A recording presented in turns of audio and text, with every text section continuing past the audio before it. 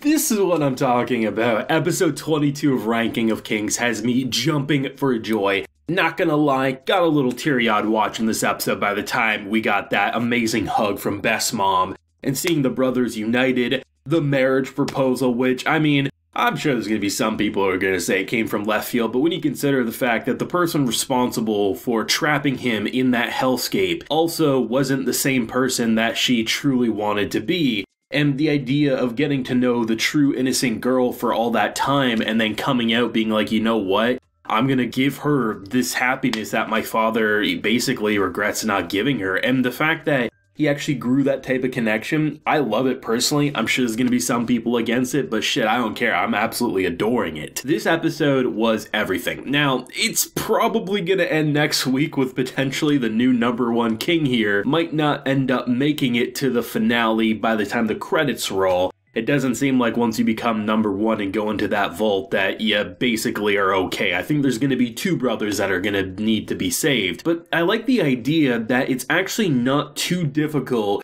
to get a jump on a demon here. Because there was definitely some comments I was seeing that had me believe that this little baby devil demon might not actually be all that bad when you consider the fact that we're looking at essentially Satan himself and he looks like a menace, he's chomping on heads of souls. But what if it's a Miranjo situation? What if, similar to most characters, there's a lot of depth to it? And the idea that the more wishes this demon grants, the more monstrous it becomes. And the one person who promised to never use that ability, that I promise that I'll just be your friend, ended up taking the king there to get his strength. And I love seeing the kind of final bow to wrap up the King and Miranjo's story there, because there was definitely some more questions I even had. And seeing what led the king to make the mistakes, like taking Boji's power before Boji was born, once he ultimately got said power, he immediately changed his tune about what he was going to do. And I completely understand that. I mean, I have no desire for kids. If basically I was offered a wish to get some amazing thing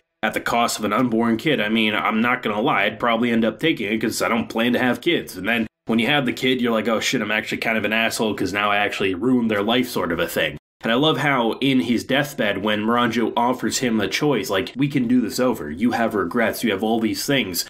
We can use Daida. And he immediately shoots it down. No. Look after Daida. Daida, he's going to make mistakes, but he's going to be of use to you. You two can look after each other. And I love seeing how pissed off Daida was looking at the memory that the king was giving him in his kind of final moments, but at the same time getting everything out in the air. That he made some shitty-ass mistakes to Boji. The reason Boji suffered, the reason Boji was made fun of, it's because he took the power of Boji from him. But the idea that he refused to do it a second time showed that once he became a father, he became a completely different person. In his pre-parental life, he was selfish. He cared about himself and cared about Miranjo. So having a demon say, I'm going to take the strength of your unborn kid that he doesn't even have and doesn't have a wife saying like, oh, let's go have a kid. It's pretty easy to make that deal, and to see how he immediately changed his tune once Boji was born, and seeing how frail he turned out to be, I just love seeing that further clarification, while simultaneously making us sympathize with the devil. With basically more people asked, the more demonic he became. And I like just cutting off his head, striking him with lightning, cutting off his head, and basically holding it hostage. You're going to give me a wish, and you can have your head back. And the fact that it came down to, do we save Miranjo or do we save Oaken? Truth be told, they both have suffered a hell of a lot. But I like how ultimately they come to accept that Oaken is immortal. There's always going to be another chance to save him. Miranjo, this was probably her one shot and one shot only. And I like how characters respond differently. Some defending, some pissed off, some in disbelief. And the way they come to accept this situation, I think is pretty realistic given their characters.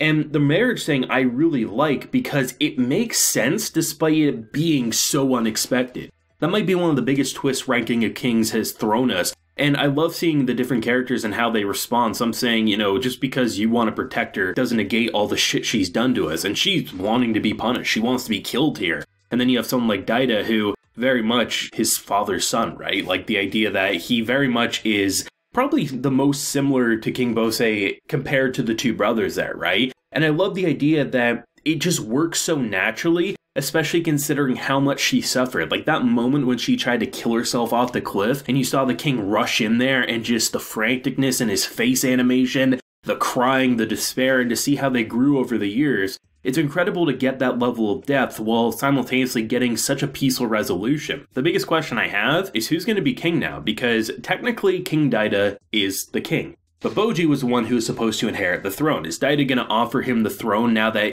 he actually loves and respects his brother? He feels guilty about what he's done, other people have done. Or is Boji going to say, you know what, I don't want the throne to begin with, I'm going to go adventuring because that's just kind of feels like in his nature now. It's hard to say. It definitely feels like they are going to have like a satisfying stopping point next week in terms of concluding the first of the major arcs. Of course, the second arc just recently started up in the manga, so even though this is like the third most popular anime in Japan, it's going to take quite a bit before there's enough material for a studio, even if it's not necessarily Witsuya, to even be able to adapt it, but still. This has been an incredible ride that feels like it's going to end with a satisfying bang, but obviously a hint at where the story might go from here, which I think it's going to be with the new #1 ranking of kings, but I guess we'll see, right? Like, these are the kinds of episodes that just you typically see with the last episode, just seeing all the characters actually make it, and this show has had sacrifice, this show has had strain. I mean, the king himself is gone, and I think it was in last week's video I mentioned how the one person who did need to go would be the king, because his life's ended, right? He can't take over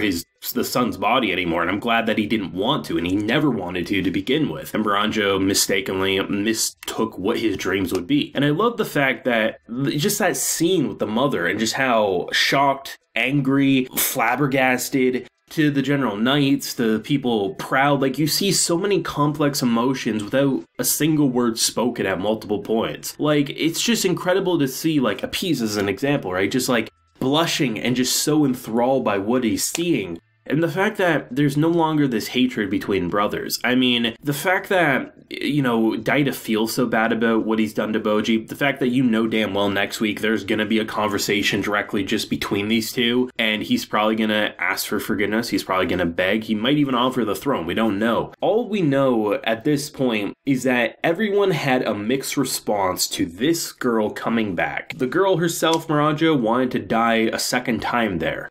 But the idea that everyone has almost made a mistake in their lives at some point. Boji is the one innocent person.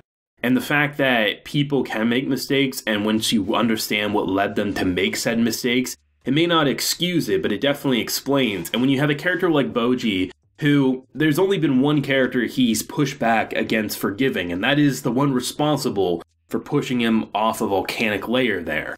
But even then, he's not someone to want to kill someone just because they wronged him. And the fact that that's your main character, it definitely influences the other characters into not making as brutal of choices as this world would initially dictate. And that's what's incredible about the writing, is that it's not just like everyone survives and gets happy-go-lucky final finales. Things just make sense because of how Boji has navigated and led this story to this point with episode 22.